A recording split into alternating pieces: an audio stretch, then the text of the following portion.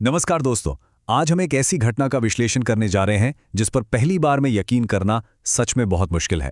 हाल ही में रिपब्लिक भारत की एक रिपोर्ट सामने आई है जिसने ओडिशा की एक बेहद झकझोर देने वाली घटना और हमारे सिस्टम के एक बहुत बड़े फेलियर को उजागर किया है। इस प्रेजेंटेशन के जरिए हम उस वायरल घटना और उस पर की गई तीखी आलोचनात्मक रिपोर्टिंग का पूरी तरह से एक निष्पक्ष विश्लेषण करेंगे। हम ये समझने की कोशिश करेंगे कि आखिर सिस्टम के नियमों के जाल में फंसकर एक आम इंसान को इतना खौफनाक और अकल्पनीय कदम उठाने पर क्यों मजबूर होना पड़ा। तो चलिए इस पूरे मामले की गहराई में चलते हैं।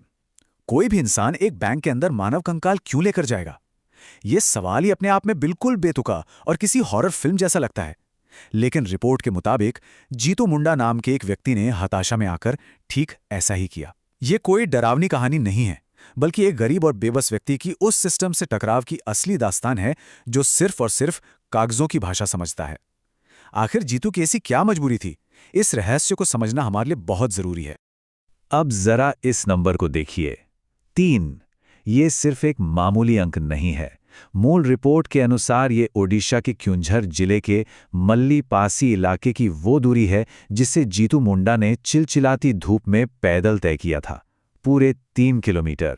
लेकिन बात सिर्फ 3 किलोमीटर चलने की नहीं है, बल्कि उस बोझ की है जो वो अपने कंधों पर उठाकर चल रहा था। उस गठरी में कोई सामान नहीं था, बल्कि उसकी अपनी सगी बहन कालरा मुंडा का कंकाल था, जिससे उसने खुद उसकी कब्र खोदकर बाहर निकाला था। एक इंसान को अपनी ही बहन के अवशेषों के साथ इस तरह चलने पर किस बात ने मजबूर किया? आइए देखते हैं।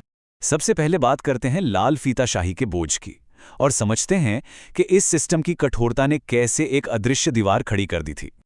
और आपको जानकर शायद सबसे ज्यादा हैरानी होगी कि ये पूरी भयानक घटना शुरुआत में सिर्फ 1300 रुपए के इर्द गिर्द घूम रही थी।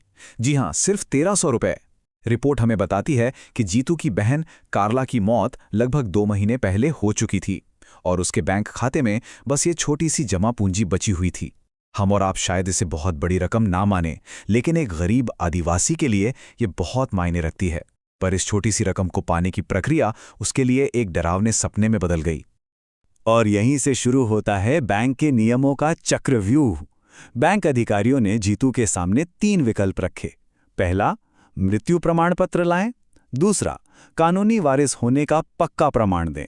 या फिर तीसरा और सबसे अकल्पनीय विकल्प, खाता धारक को खुद बैंक लेकर आएं।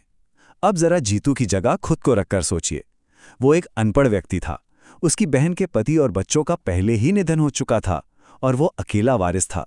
सरकारी दफ्तरों के चक्कर काटकर डेथ सर्टिफिकेट बनवाना उसके लिए पहाड़ तोड़ने के बराबर था।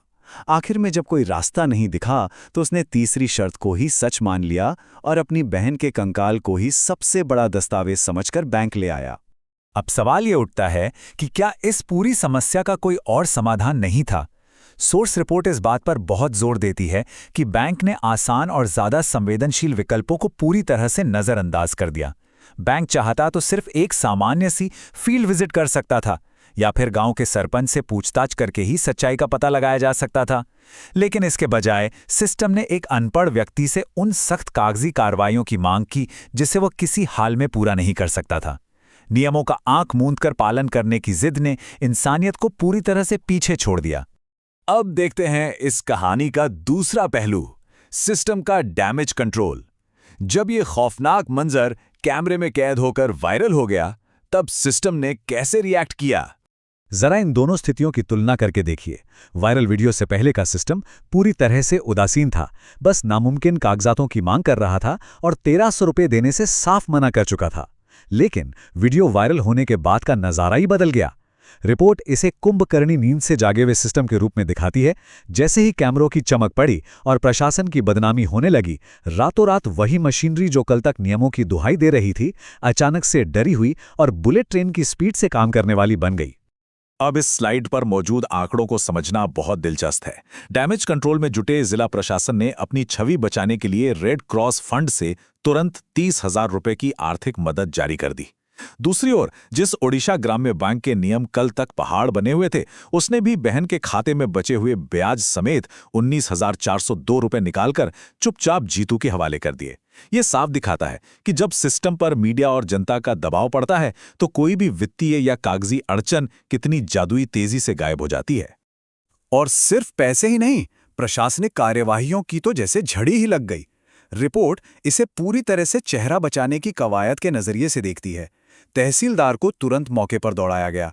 जिस मृत्यु प्रमाण पत्र के लिए जीतू को दर दर भटकना पड़ रहा था, मेडिकल ऑफिसर्स ने उसे रातों रात बनाकर उसके हाथ में थमा दिया। सरकार ने तुरंत एक बयान जारी कर दिया कि सिस्टम को सेंसिटिव होना चाहिए और पूरे मामले की एक आंतरिक जांच बैठा दी गई। पर रिपोर्ट यही सवाल उठाती है कि यह सब तब क्यों हुआ जब सिस्टम की पूरी तरह से किरकिरी हो चुकी थी। तो आखिर इस पूरी घटना से हम क्या सीखें? ये एक विफल सिस्टम की ओर इशारा करती हुई एक बहुत सख्त चेतावनी है। मूल रिपोर्ट यहां एक बेहद सख्त और भावनात्मक लाइन का इस्तेमाल करती है।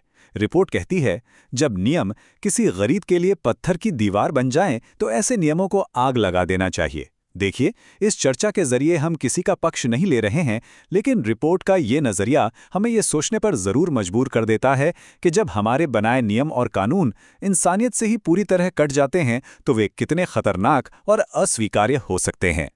और अब एक बहुत ही अहम सवाल हमारे सामने आता है। प्रशासन ने पैसे तो दे दिए, लेकिन क्या सिर्फ इतना ही काफी है? जरा सोचिए, क्या 30,000 और 19,402 रुपए की वो रकम उस सदमे को कभी मिटा सकती है? जब जीतू ने अपनी ही बहन की कब्र खोदी होगी, तो उसके हाथों में जो कंपन हुआ होगा, उस चिलचिलाती धूप में वो कंकाल अपने कंधे पर रखकर चलते हुए उसके दिल पर क्या गुजरी होगी? क्या दुनिया की कोई भी आर्थिक मदद उस मानसिक आघात की भरपाई कर सकती है? रिपोर्ट का यही मानना है कि इसका जवाब साफ तौर पर नहीं है।